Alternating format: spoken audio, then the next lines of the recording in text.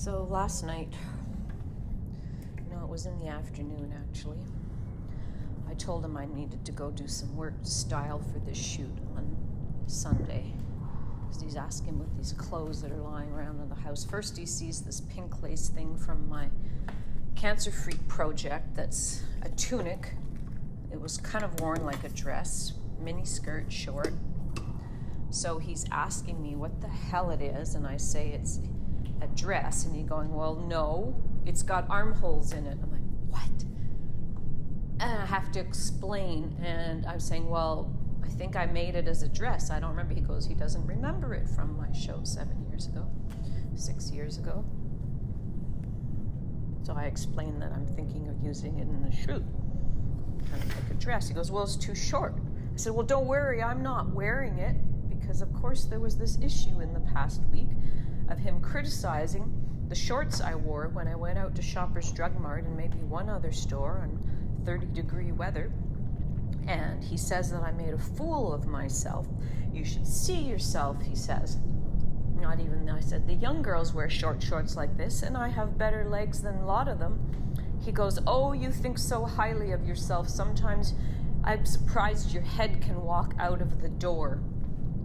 And he goes, you're 56 years old, you're not 20 years old, and no, young girls don't wear short shorts like that. And I'm thinking, oh my God, their friggin' asses hang out. I don't let my ass hang out of my shorts. And yes, my legs, I told him, I said, I've worked with students that are 20 years old, and they've got more cellulite and fat thighs than I do. I know I have cellulite.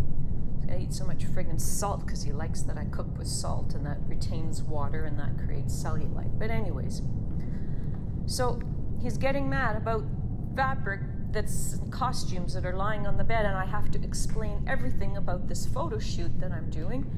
And I want some privacy to go downstairs. Well, I had to bring my mannequin downstairs and the clothes because I didn't want him questioning all the other clothes as well. And, oh God. So like usual, he's rehashing something from 3 days ago and has brought it up a couple of times about the shorts. And at the time, he can't just complain about something once. He has to say it 3-4 times in a row, and then now it's going on for days. So I go downstairs and I bring the other clothes and the mannequin, and I'm tacking things up and putting things on and layering things, taking pictures, finding accessories. So he comes down, peeks through at the bottom of the stairs, and he stares with this disapproving face that squints his eyes, always squinting his eyes in disapproval and inability to interpret or understand what's going on. It's like a face of discernment. Is that the right word? Disapproval. Putting me down with his eyes alone.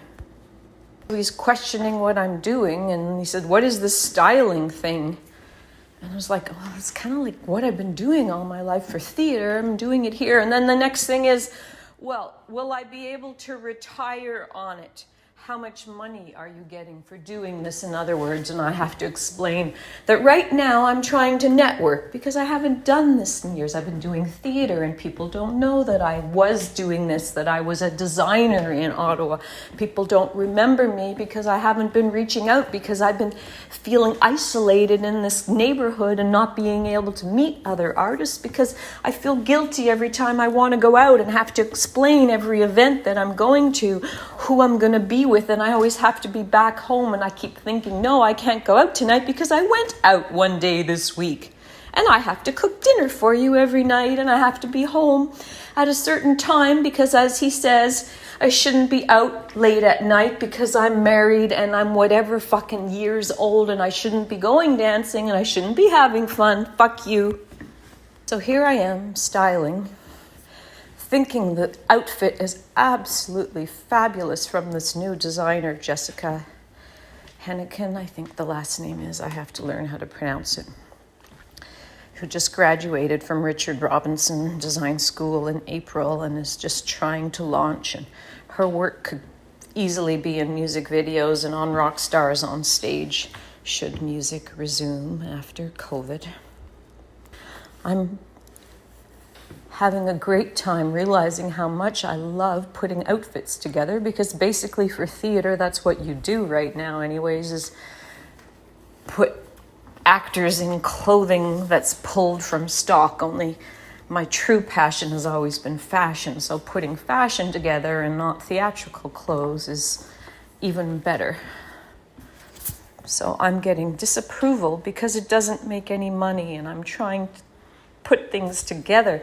I've had a meeting this week of someone who thinks, and so much support from people around that make me feel good and give me credit and make me feel deserving and make me realize how special I am and how talented I am. And he thinks it's all useless because there's no money in it. He's saying, can I retire because the difference between what I make is whatever and what my retirement pension is going to be 20% less or something like that. Are you going to bring home that much money from what you're doing? I've never brought home money from what I'm doing, according to him. Oh, and then all day, of course, he's been home for 3.5 months, following me around the house and questioning everything. He picks up the little bag I had with the receipts for the purchases I made and little stickers that were on thing and asking what that was, because I have to bring it to the photographer.